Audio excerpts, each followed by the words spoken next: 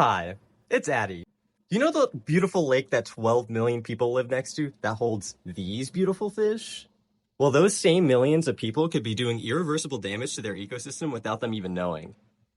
Today in this video, I will cover the effects of increased pollutants in the stormwater in urban areas and how Milwaukee could be one of many who are polluting Lake Michigan's water. This issue seems to be one that is rarely spoken about and not many people appear to know about it because I have asked my friends about if they know anything of stormwater pollution and they couldn't give me a solid answer. Watch this video, you could be one of the few who know about the effect urban area stormwater has on fish.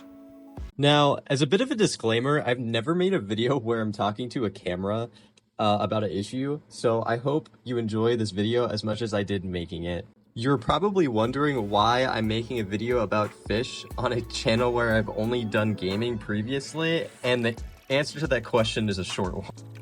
When I was still in high school in the summer, I would constantly go out with my friends in the early morning, like 4 in the morning, because that's when the Wisconsin sun rises, and go fish with them on either a boat or on the shore, and we had a whole lot of fun together. And so it's a topic that I really love to talk about. I also decided to make a YouTube video for my school project, so I guess there's also that aspect as well.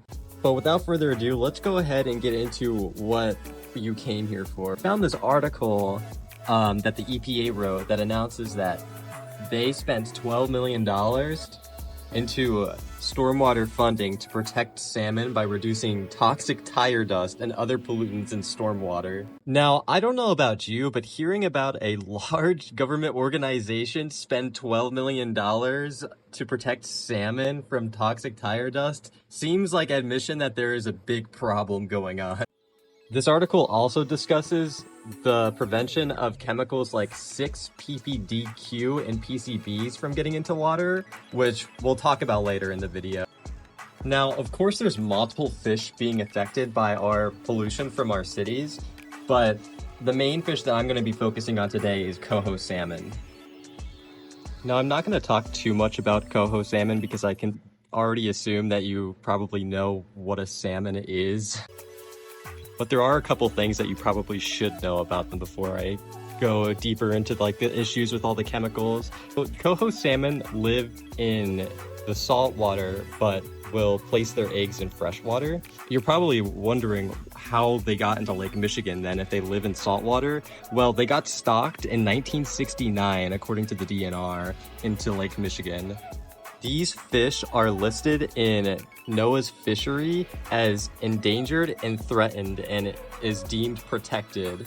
So now that you know why the EPA would want to protect these fish and why I'm discussing these fish in this video today, I'll now discuss the effects of the chemicals that I listed previously and the effect that they have on the fish. 6-ppd is a chemical that prevents our tires from our cars from breaking down or degrading. And whenever 6-ppd is exposed to air, it turns into 6-ppdq, which is actually quite lethal to these fish. Scientists from the Puget Sound Research Facility came to know this syndrome as pre-spawn mortality syndrome, and they later classified it as urban runoff mortality syndrome.